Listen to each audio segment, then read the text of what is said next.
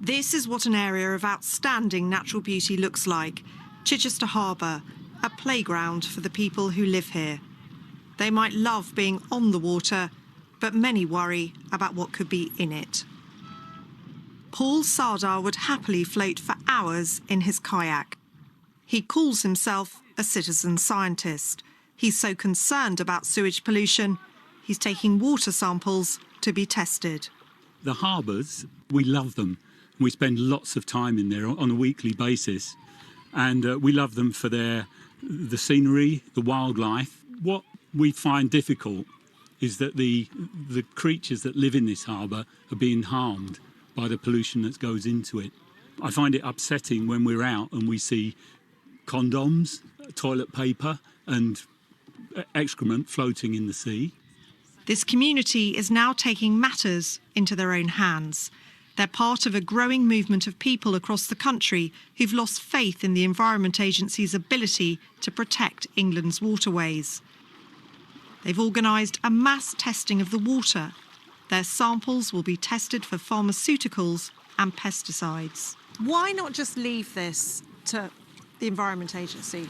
I feel like they've had an awfully long time to deal with this, and they keep on saying that, they're going to do something about it, and year after year passes and it still seems to be the same problems. By starting projects, citizen science projects like this, it gives us a sense of hope that maybe we can take a bit of control and we can actually push for positive change. But it's not just sewage in the harbour that people are worried about. Nearby is the River Lavant. This is a chalk stream, considered to be one of the rarest and most precious rivers in England. Yet for more than 6 months last year, untreated sewage was discharged into this river from the local treatment works.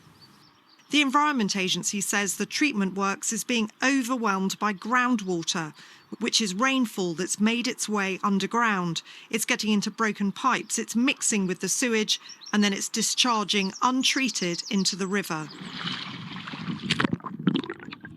Citizen scientist Rob Bailey has been watching it discharging for days on end. I was sad, actually. The heart drops, doesn't it, when one sees that sort of thing. And one starts to realise the negative impact it's having on the environment. This is one of the many chalk streams that we have in this area, which should be just thriving with life. But this marine biologist says it's not thriving. Can you explain what that white grey stuff is?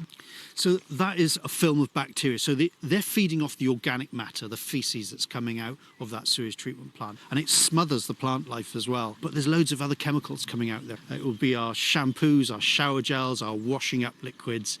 It will be the pharmaceuticals that we take that don't get fully broken down in us. And the other thing that's obvious, just a little way further upstream, there's a lot of life in the river. There's a lot of plant life. You can see a lot of greenery on the riverbed. But then downstream of this sewage treatment plant, it's just devoid of any plant life. Sewage coming out of another Southern Waterworks last October. The company insists most of the release was rainwater. Last year, they were fined a record £90 million for what the judge called a shocking and wholesale disregard for the environment.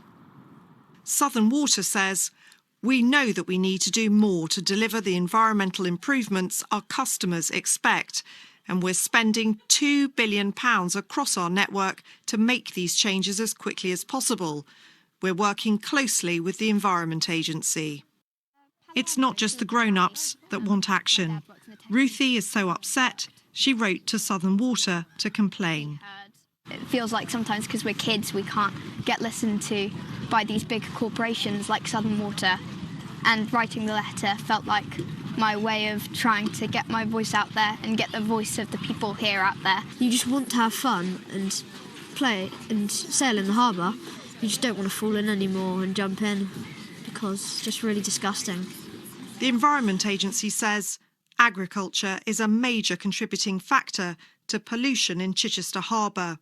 They say, "We're currently reviewing our enforcement approach to the situation at the Lavant wastewater treatment works." And they say, "We're working with Southern Water to reduce the impact to the River Lavant." The water is such an important part of people's lives here, they're determined to protect it. they're impatient for change. Zoe Conway, BBC News, West Sussex.